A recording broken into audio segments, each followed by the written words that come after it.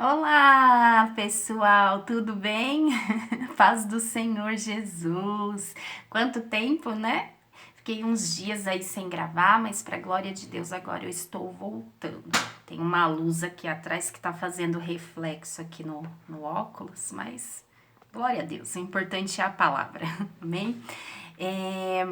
Quero deixar um recadinho para vocês, caso alguém tenha pedido de oração, queira pedir, né, intercessão por alguma causa, alguma situação, pode colocar nos comentários, tanto do YouTube quanto do Facebook, que eu acompanho, tá, sempre, e pode ter certeza que estarei intercedendo pela sua vida, amém?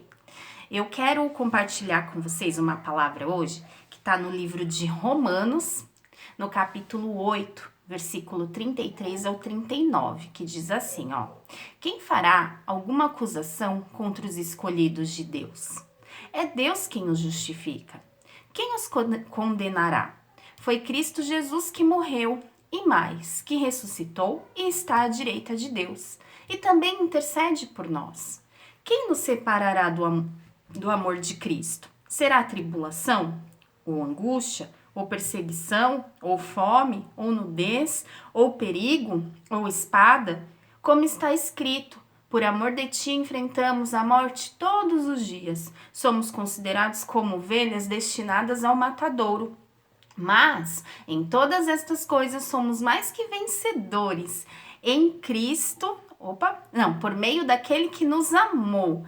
Pois estou convencido de que nem a morte, nem a vida, nem anjos, nem demônios, nem o presente, nem o futuro, nem quaisquer poderes, nem altura, nem profundidade, nem qualquer outra coisa na criação será capaz de nos separar do amor de Deus que está em Cristo Jesus, nosso Senhor. Amém? Glória a Deus.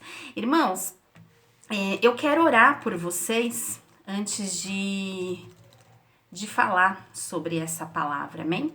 Senhor, eu apresento a vida que está assistindo este vídeo, Pai. Em nome de Jesus Cristo, Senhor, que esta palavra, Senhor, venha ser uma bênção na vida dessa pessoa. Que através dessa palavra, Senhor, a vida venha a ser transformada. Que, Senhor, esta pessoa venha ouvir esta palavra, Senhor, e venha penetrar no coração, Senhor. Que toda tribulação, todo mal, todo levante, toda perseguição seja repreendida em nome de Jesus e que essa vida, Senhor, venha a entender o amor que o Senhor tem, Senhor, por ela, por mim. Que venha a entender que o Senhor está conosco a todo tempo e que nada, nem ninguém, nem circunstâncias, nem perseguições, nem tribulações, nem fome, nem enfermidade, nada nunca vai nos separar do teu amor, Senhor.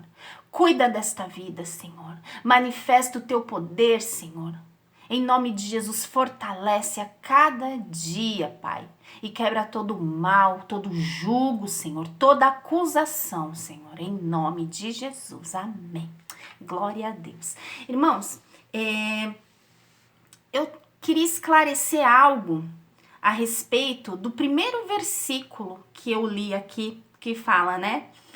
Quem tentará acusação contra os escolhidos de Deus? Né? Deus é quem os justifica.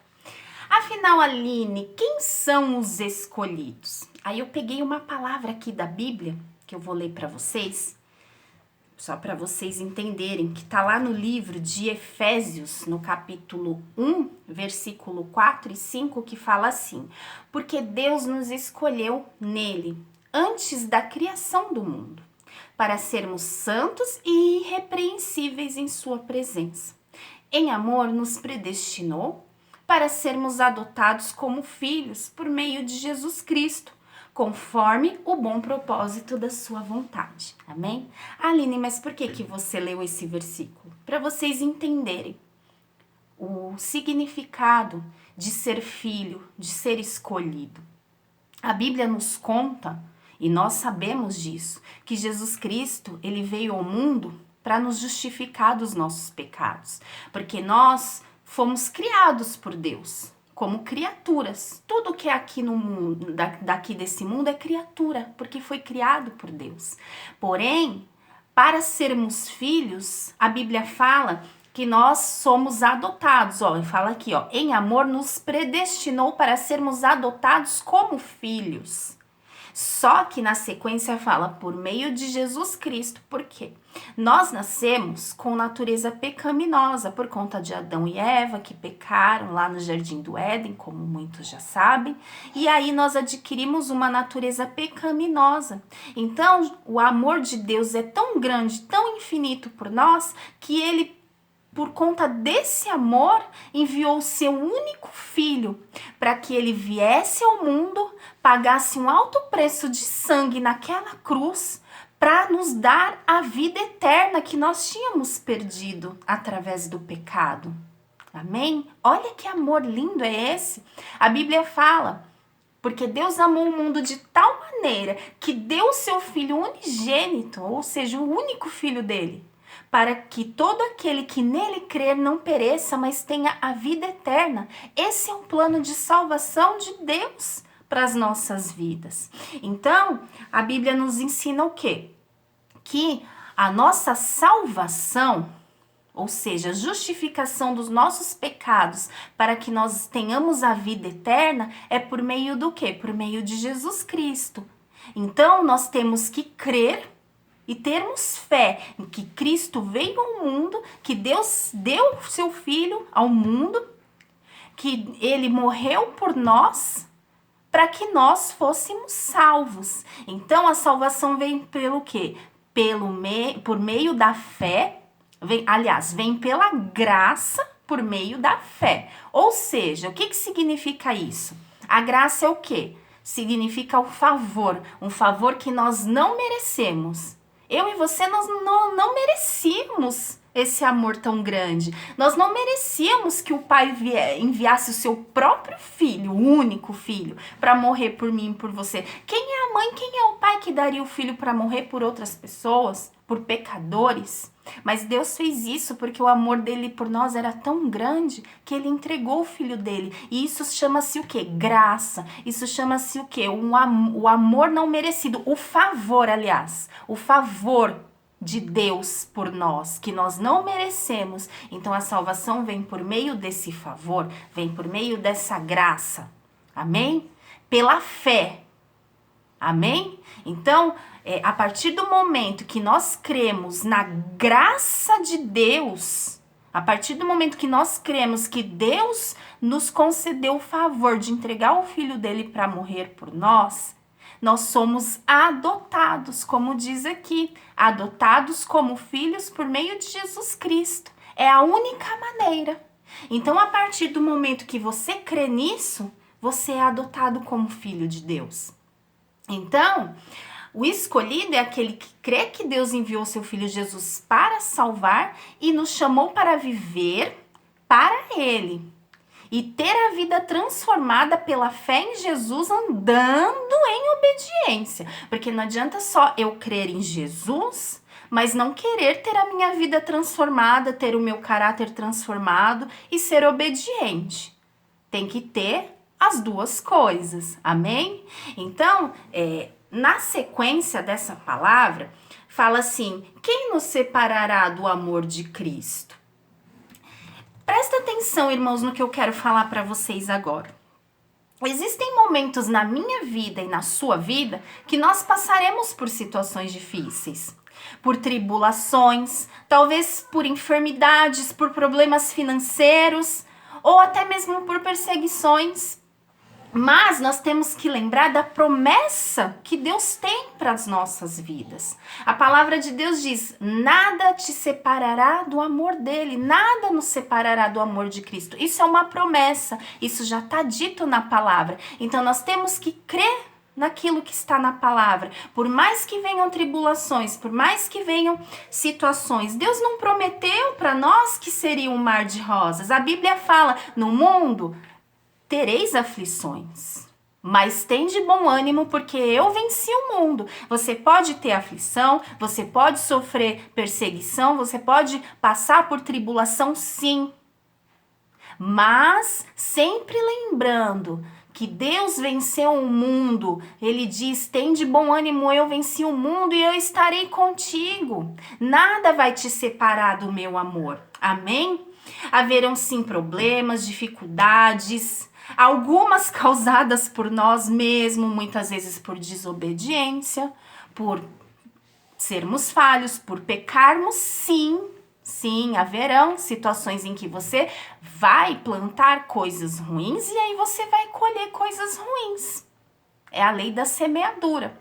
Porém, também haverão situações em que não vai ser uma armadilha do inimigo, um levante do inimigo. Haverão situações em que o próprio Deus vai te colocar em uma circunstância difícil, em um momento de dificuldade, em algum obstáculo que você tem que passar para subir um degrau, subir um nível espiritual. Existem situações que vai acontecer isso, que Deus vai permitir que aconteçam algumas situações que sirvam para você como um aprendizado, que sirva para você adquirir experiência, adquirir bagagem, para que lá na frente o nome dele seja glorificado e melhor ainda, para que você seja um instrumento para cura, para libertação, para transformação de outras vidas, porque Deus ele quer nos usar. Amém? E existem situações, como eu falei para vocês, algumas semanas atrás eu preguei aqui sobre Jeremias, né? Sobre o vaso. Até falei sobre o processo do barro para se tornar um vaso de honra. E primeiro ele é amassado, ele é moído, é tirado todas as impurezas para depois ele ser transformado num vaso lindo. E muitas vezes o vaso já vai estar pronto, só que ele vai estar com rachadura e aí Deus vai ter que quebrar ele e fazer de novo para ele sair perfeito e poder ser usado nas mãos de Deus, que é o oleiro. Glória a Deus. Esses dias atrás eu estava na igreja e eu ouvi uma palavra a respeito de José, que também se encaixa nessa situação. Nós vemos lá na Bíblia que José, ele foi jogado pelos seus irmãos na cova, ele foi vendido como escravo, e quando nós olhamos essa situação, nós pensamos assim: puxa vida, coitado desse rapaz, se lascou, só sofreu pra caramba, né? Porém, nós depois vemos na Bíblia que Deus deu uma grande vitória, transformou ele no governador, ele se tornou governador do Egito. E Deus usou a vida dele para ajudar os irmãos, o pai, um povo que estava necessitado. E Deus usou a vida dele para ajudar essas pessoas. Ele governou o Egito. Então tudo tinha um propósito. Então ele não foi para aquela situação só para sofrer. Na verdade, ele foi enviado.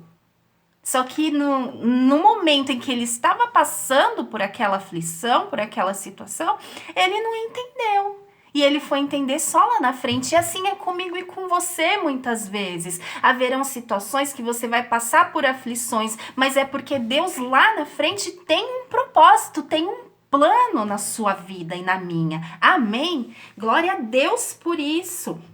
Irmãos, eu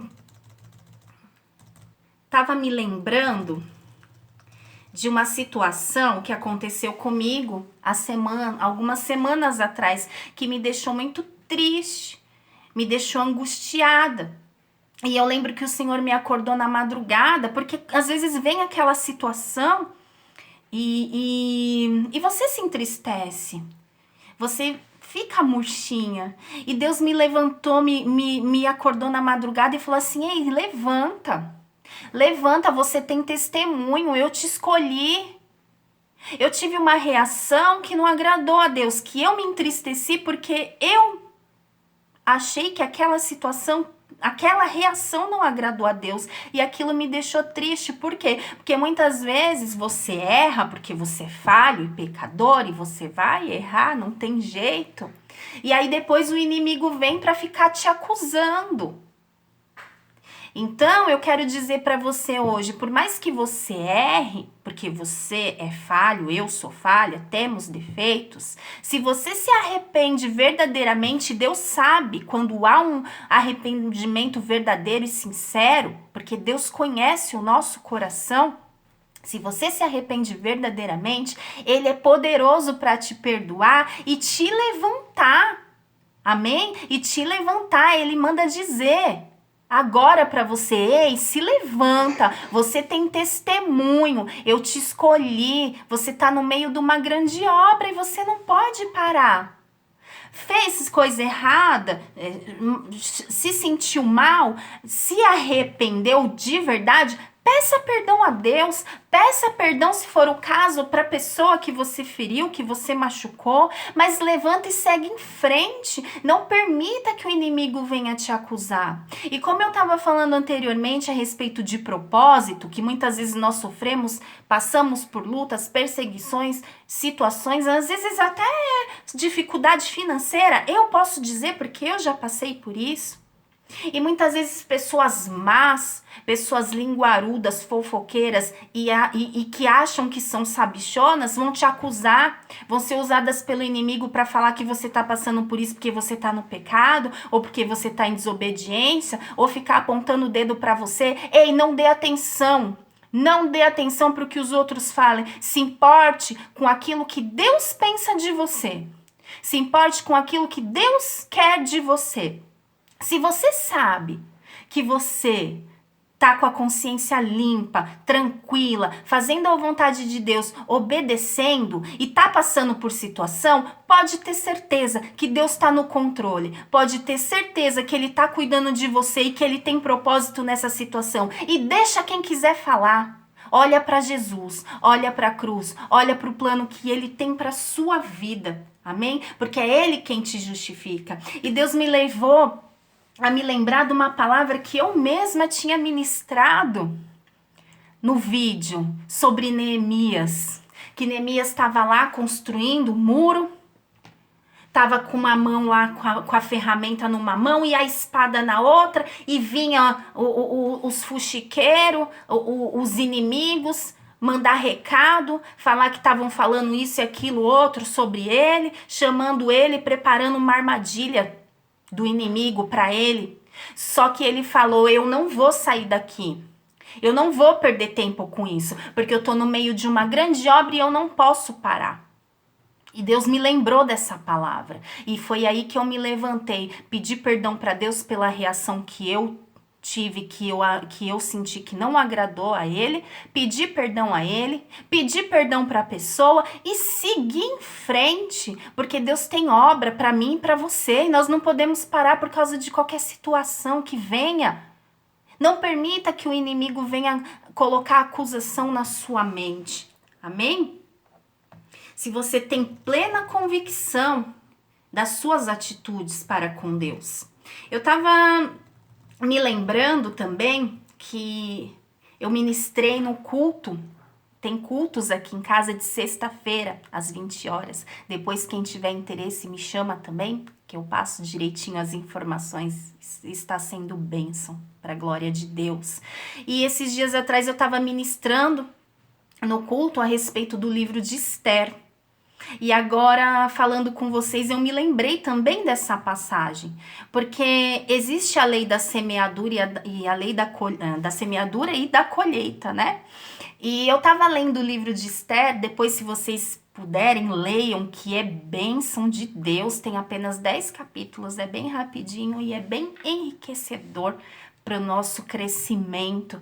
E lendo o livro, eu pude observar certas atitudes das pessoas ali, não somente da rainha Esther, que era uma mulher abençoada, que foi intercessora do seu povo, que teve empatia, teve amor ao povo judeu, ela que era uma mulher judia e se casou com o rei não sabia que ela era judia, porém por conta de uma situação onde havia o Amã, que era o primeiro-ministro do rei, braço direito do rei, porém tinha um coração mau.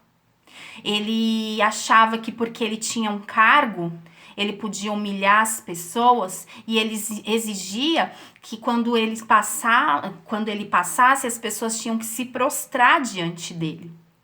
Porém, a Bíblia fala que Esther tinha um primo, Mardoqueu, que inclusive foi a pessoa que a criou. E Mardoqueu, ele trabalhava ali no palácio e ele estava sempre indo lá para ver como é que a Esther estava. E Esther não falava para ninguém que ela era judia, para não ter perigo, né, de sofrer algum preconceito, alguma situação.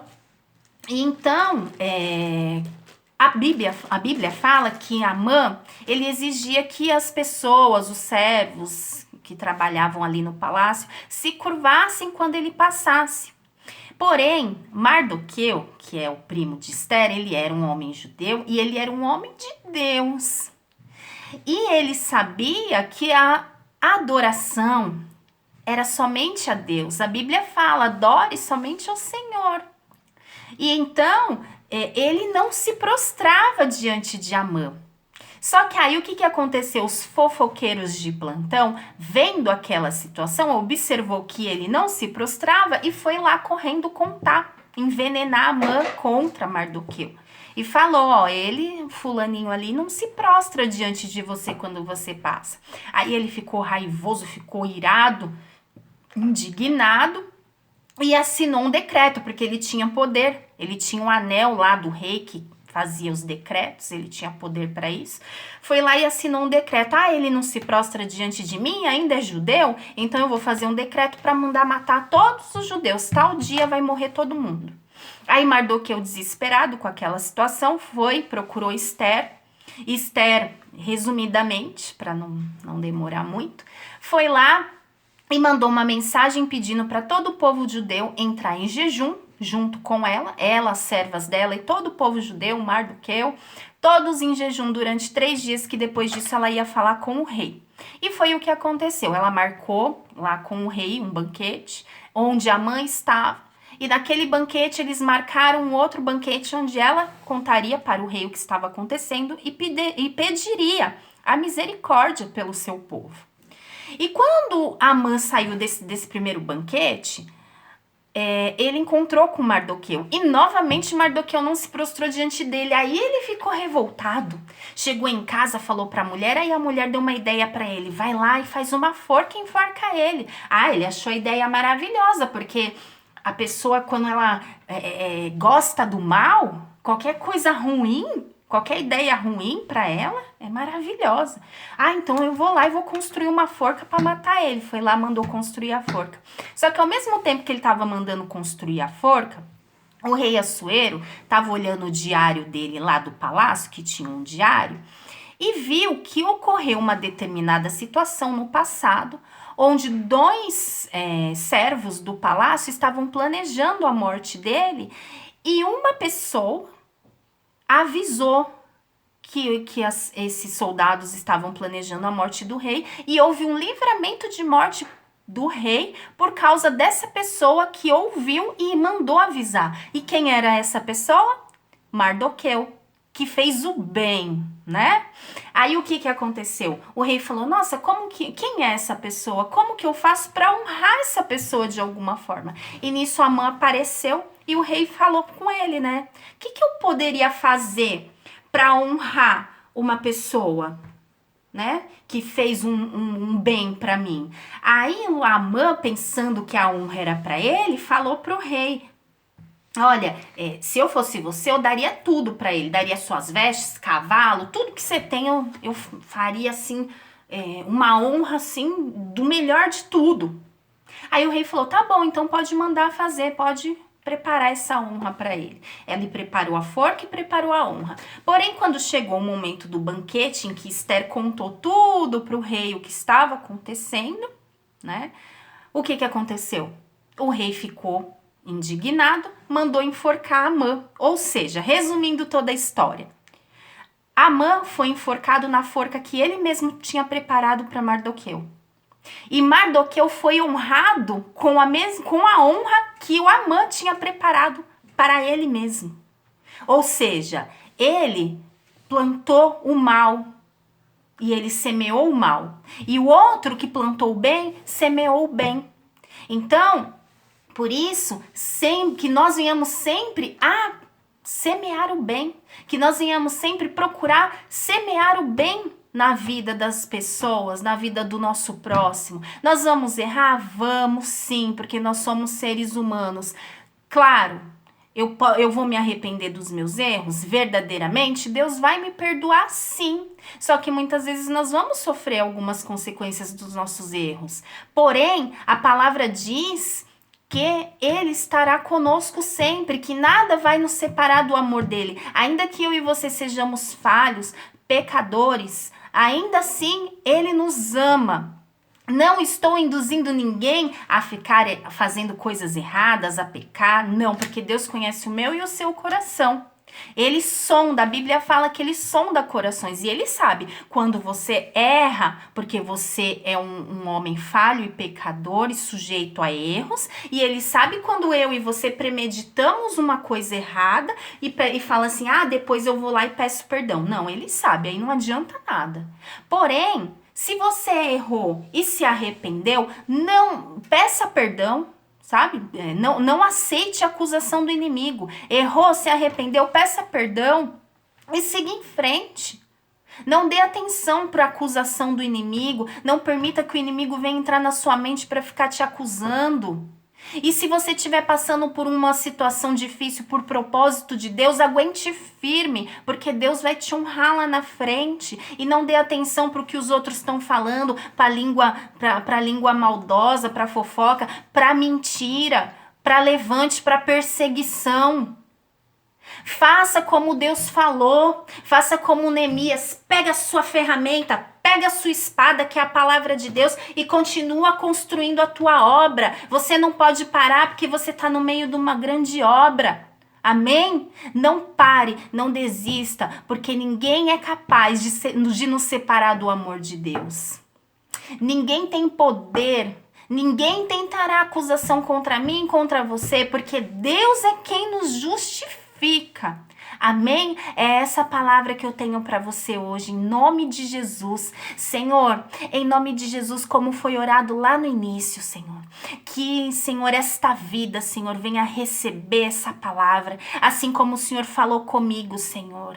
Porque corta primeiro para mim, que assim fale com ela, Senhor, e que ela, Senhor, venha entender a importância dela, Senhor, para ti, Pai, e que ela, Senhor, venha sim se arrepender dos erros dela, Pai, em nome de Jesus, mas que não venha permitir que o inimigo e nem ninguém venha acusá-la, venha julgá-la, Pai, porque é o Senhor quem justifica, Senhor, que todo mal seja repreendido e que essa pessoa venha ser abençoada, em nome de Jesus, amém. Que Deus abençoe a vida de cada um de vocês.